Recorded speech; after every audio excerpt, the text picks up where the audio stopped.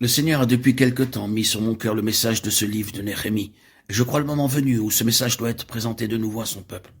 Je pense que ce livre correspond aux besoins de l'heure actuelle d'une manière très réelle.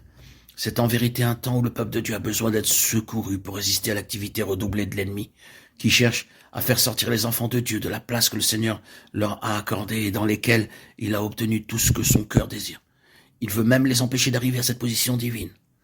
Dans ce livre, qui représente une activité du temps de la fin, nous voyons le premier principe.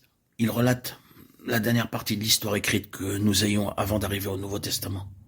Je ne sais pas si vous avez été suffisamment impressionné par cela. Il est frappant de constater que la suite de l'histoire nous soit rapportée dans les évangiles, et tout particulièrement dans l'évangile selon Luc. Ce que nous trouvons dans cet évangile concernant l'ancienne dispensation correspond à une activité du temps de la fin. Le livre de Néhémie représente ce que Dieu fit à la fin de cette dispensation, et nous fait donc comprendre ce que doit être l'activité de Dieu dans ces derniers temps. Il nous montre ainsi les choses que le Seigneur accomplit en cette période. La seconde chose qui accompagne la première, c'est que du commencement à la fin, le livre de Néhémie se rapporte à la venue du Seigneur. Luc introduit immédiatement le Seigneur Jésus que nous trouvons dans le temple entouré de ceux qui représentent le reste, le résidu, ceux qui sont passés de l'ancienne dispensation à la nouvelle, pour poursuivre le témoignage. Ce témoignage était représenté par un très petit nombre de personnes lorsque parut le Seigneur Jésus. Simon et Anne et quelques-uns attendaient la consolation d'Israël, le Christ du Seigneur. On les trouve dans l'évangile de Luc auprès du Seigneur, et comme ce récit est le premier fragment de l'histoire que nous ayons après celui de Néhémie, nous voyons que le lien qui unit ces deux livres est la venue du Seigneur. En rapprochant ces deux choses, nous avons un fondement bien établi quant à la valeur permanente de ce livre de Néhémie. C'est une activité en un temps de la fin qui est liée à la venue du Seigneur. Considérons ce livre de Néhémie pour y relever en quelques observations ce que nous pouvons appeler sa typologie, c'est-à-dire ses éléments et ses caractères typiques. Il nous faut en réalité joindre à celui-ci un autre livre, celui d'Esdras, car les deux ne font qu'un. Esdras et Néhémie dans les écritures hébraïques n'étaient pas séparés, mais l'un était considéré comme le complément de l'autre. Dans le livre d'Esdras, nous le savons, c'est la maison de Dieu qui est en vue, alors que dans celui de Néhémie, nous avons l'enceinte, la muraille de Jérusalem. Ces deux choses nous parlent du témoignage du Seigneur ici-bas sur la terre.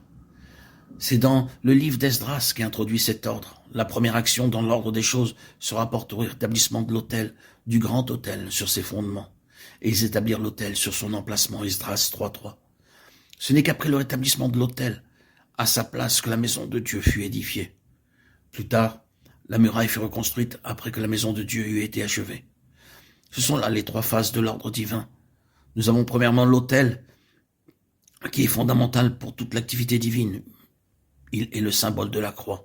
Ensuite vient la maison, qui est le type de l'Église. Elle ne peut être édifiée que lorsque la croix est bien positionnée et dispose de toute sa place. Il est important que nous percevions l'aspect de ces choses en même temps que leur ordre.